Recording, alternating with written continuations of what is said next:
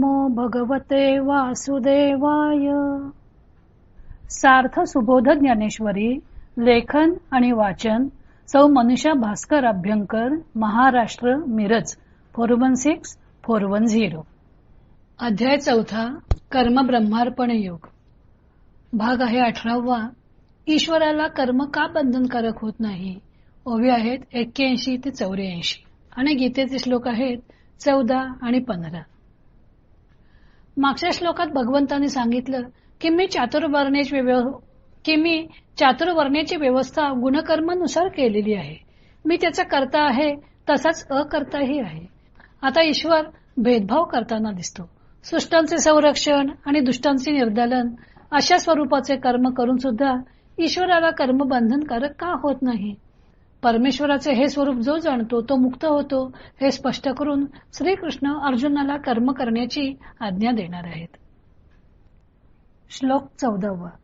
न माम कर्माणि लिंपन्ति न मे कर्म फले स्पृहा इति माम योभिजानाति कर्मभिर्न स बध्यते. कर्मे मला बंधन करीत नाहीत. कर्मफलाविषयी माझी इच्छा नाही.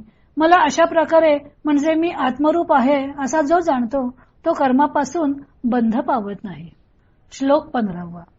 एवं ज्ञात्वा कृतं कर्म पूर्वैरपि मुमुक्षुभिः कुरु कर्मैव तस्मात् त्वं पूर्वतरं कृतम्. अशा प्रकारचा मला जाणून पूर्वीच्या मुमुक्षूंनी कर्म केले म्हणून पूर्वीच्यांनी म्हणजे जनकादिकांनी परंपरागत केलेले कर्मच तू कर. हे मजची स्तव जाहले परी म्या नाही केले ऐसे जेणे जाणितले तो सुटला ग. ही व्यवस्था माझ्यामुळेच रूढ झालेली आहे परंतु ही मी केलेली नाही. अरे अर्जुना, हे ज्याने तत्वतः ओळखले तो कर्मबंधापासून मुक्त झाला. मागील मुमुक्षु जे होते तीही ऐशी याची जाणवणी माते कर्मे केली समजते धनुर्धर.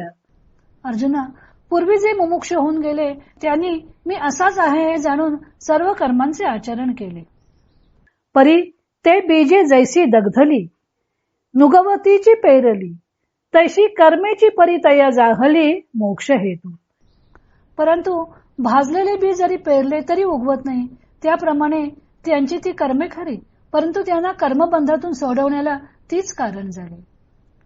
येथ आणि काही एक अर्जुन हे कर्म विवंचना आपुलिया चाडे सज्ञाना योग्य नव्हे. या बाबतीत अर्जुना आणखी एक महत्वाची गोष्ट आहे. हा कर्मांचा विचार जाणत्या पुरुषांना देखील आपल्या बुद्धीने करता येईल असा नाही. भगवंतांनी जरी चातुर्वर्णी व्यवस्था केली असली तरी या कर्माचे बंधन त्यांना लागत नाही. त्याचे कारण सांगताना भगवंत म्हणतात की ईश्वराला कर्माच्या फलामध्ये आसक्ती नसते त्यामुळे कर्मे त्याला बंधनकारक होत नाहीत आणि असे जो ईश्वराचे स्वरूप जाणतो तो कर्मबंधातून मुक्त होतो. हे सर्व सांगण्याचा भगवंतांचा एकच उद्देश आहे की ज्याप्रमाणे मला आसक्ती रहित कर्म केल्यामुळे ते कर्म बंधनकारक होत नाही त्याप्रमाणे अर्जुना तू हे असेच आसक्ती फलेच्छा सोडून कर्म कर. तुझ्या पूर्वजांनी सुद्धा असंच कर्म केलेलं आहे. मागे जनकादी विवस्वान इक्ष्वाकू मनु यांचे भगवंताने दाखले दिले होते तसेच आता श्रीकृष्ण अर्जुनाला पूर्वजांनी असेच कर्म केले होते व तूही असेच कर्म कर असे सांगत आहेत. कर्म करूनही ते बंधनकारक कसे होणार नाही असा जो अर्जुनापुढे पेचप्रसंग निर्माण झाला होता त्याला उत्तर भगवंतांनी इथे 14व्या व 15व्या श्लोकात दिलेलं आहे. ज्ञानदेव म्हणतात की हे मजची स्तव जाहले परिम्या नाही केले ऐसे जेणे जाणितले तो सुटला ग. ही व्यवस्था माझ्यामुळेच रूढ झालेली आहे परंतु ही मी केलेली नाही. अरे अर्जुना, हे ज्याने तत्वतः ओळखले तो कर्मबंधापासून मुक्त झाला. हेच स्पष्टीकरण ज्ञानदेवाने आपल्या टीकेत केलेले आहे. गीतेने म्हटले आहे की कुरु कर्मैव तस्मात् त्वं पूर्वतरं कृतम्. पूर्वापार विवस्वानादी लोकांकडून ही जी कर्मयोगाची परंपरा चालत आलेली आहे त्याच कर्मयोगाचा तू आश्रय घे आणि कर्म कर. शंकराचार्य 18व्या अध्यायातील 66व्या श्लोकावरील भाष्यात म्हणतात की न कर्मणो अस्ति निश्रेयस साधनत्व नाही कर्म तमसो निवर्तकम. म्हणजे अंधाराला जसा नाहीसा करू शकत नाही त्याप्रमाणे कर्म हे कर्मबंधापासून मुक्त करू शकत नाही म्हणून कर्मसन्यास पूर्वक ज्ञान हेच मोक्षाचं कारण कर्मसन्यासपंथी म्हणतात.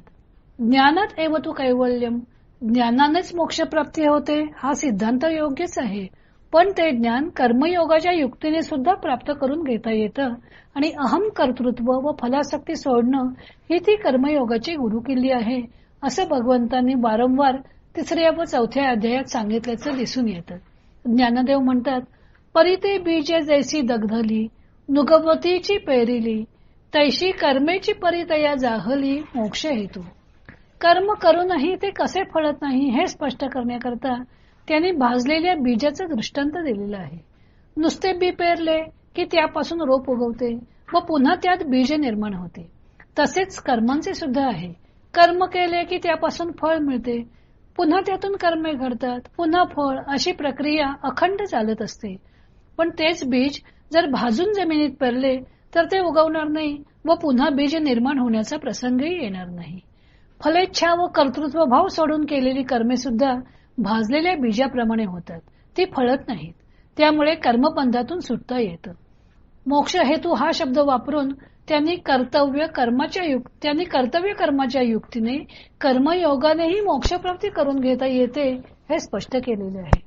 भाष्यकाराते वाट पुसतू असे जरी त्यांनी ज्ञानेश्वरीत म्हटले असले तरी शंकराचार्यांची सर्वच मते त्यांनी मानलेली आहेत असं दिसत नाही. विरोधी मते सुद्धा त्यांनी नोंदवलेली दिसून येतात.